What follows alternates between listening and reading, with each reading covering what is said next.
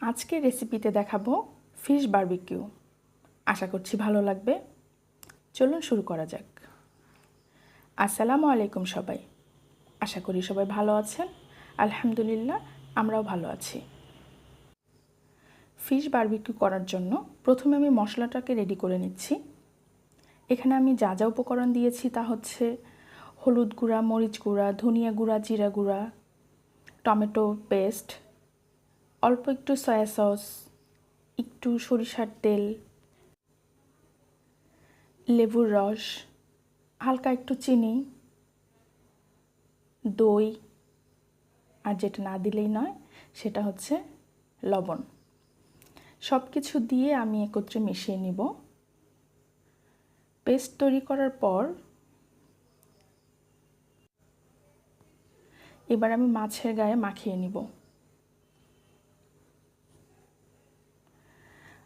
মাছটাকে মাখিয়ে প্রায় 30 মিনিটের মতো আমি ফ্রিজে রেখে দেব ম্যারিনেশনের জন্য।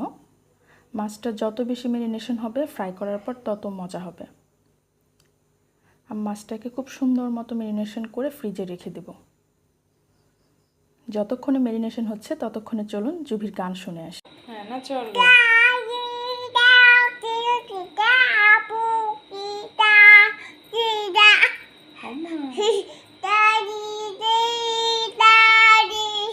অনেক সুন্দর।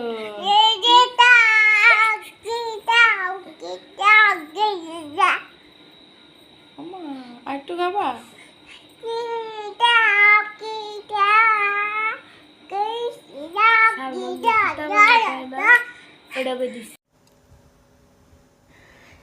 কত কনফিডেন্টলি সে গান গাইল।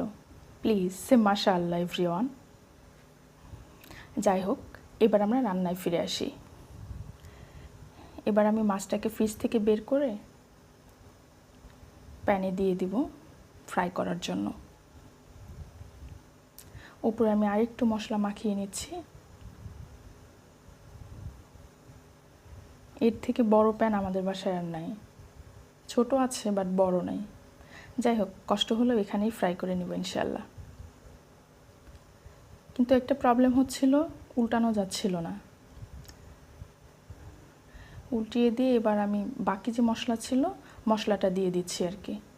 দিলে টেস্টটা আরও ভালো আসবে। আরেকটা প্রবলেম হচ্ছিল, মাথা হলে লেজ হচ্ছিল না, লেজ হলে মাথা হচ্ছিল না। যাই হোক, আমি মাথাটাকে ডান করে নিয়ে এরপর আমি লেজের অংশ ভেজে নিব।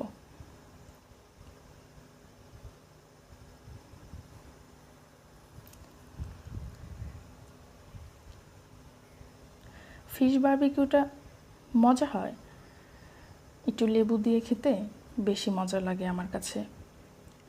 যাই হোক, এবার আমার ফিশ বারবিকিউ রেডি। চেক করার পালা। দেখে